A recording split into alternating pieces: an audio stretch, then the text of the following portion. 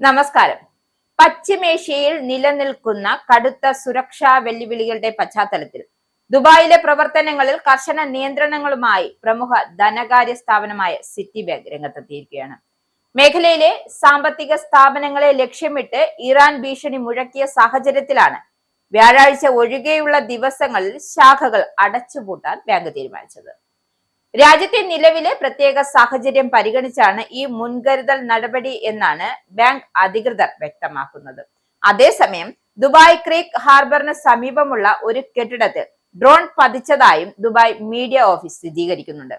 സംഭവത്തെ തുടർന്ന് സുരക്ഷാ മുൻകരുതലിന്റെ ഭാഗമായി പ്രദേശത്തു നിന്നും ആളുകളെ ഒഴിപ്പിക്കുകയാണ്.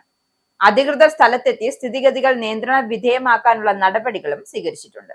ഏതായാലും സുരക്ഷാ ആശങ്കകൾ വർദ്ധിച്ചതോടെ പല പ്രമുഖ ധനകാര്യ സ്ഥാപനങ്ങളും തങ്ങളുടെ ജീവനക്കാർക്ക് വർക്ക് ഫ്രം ഹോം നിർദ്ദേശം നൽകിയിട്ടുണ്ട്. ദുബായ് ക്രീക്കിലെ ഡ്രോൺ പതനവും ഇറാന്റെ ഭീഷണിയും ചേർന്നതോടെ മേഖലയിലെ സുരക്ഷാ ക്രമീകരണങ്ങൾ അതീവ ജാഗ്രതയിലാണ്. പശ്ചിമേഷ്യൻ സംഘർഷം ആരംഭിച്ച ശേഷം ഇതുവരെ റദ്ദാക്കിയത് 43,000-ത്തിലധികം വിമാന സർവീസുകളാണ്. ഇതാണ് കണക്കുകളിൽ നിന്നും വ്യക്തമാകുന്നത്.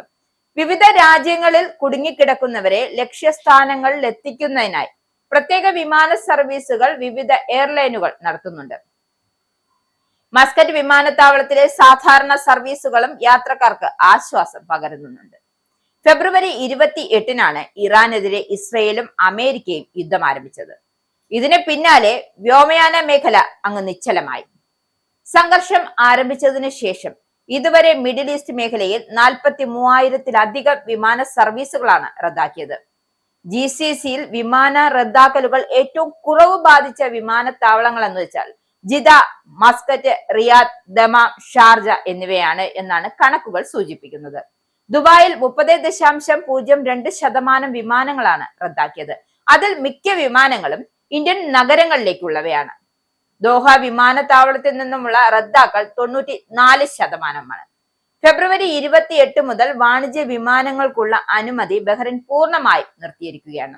അതിനിടെയാണ് കഴിഞ്ഞ ദിവസം മുതൽ മസ്കറ്റിൽ നിന്നും 56 വിമാനങ്ങളും, ദോഹയിൽ നിന്നും 15 വിമാനങ്ങളും, അബുദാബിയിൽ നിന്നും 27 വിമാനങ്ങളും, ദുബായിൽ നിന്നും 161 വിമാനങ്ങളും പുറപ്പെട്ടതായി വ്യോമയാന മന്ത്രാലയം വ്യക്തമാക്കിയത്.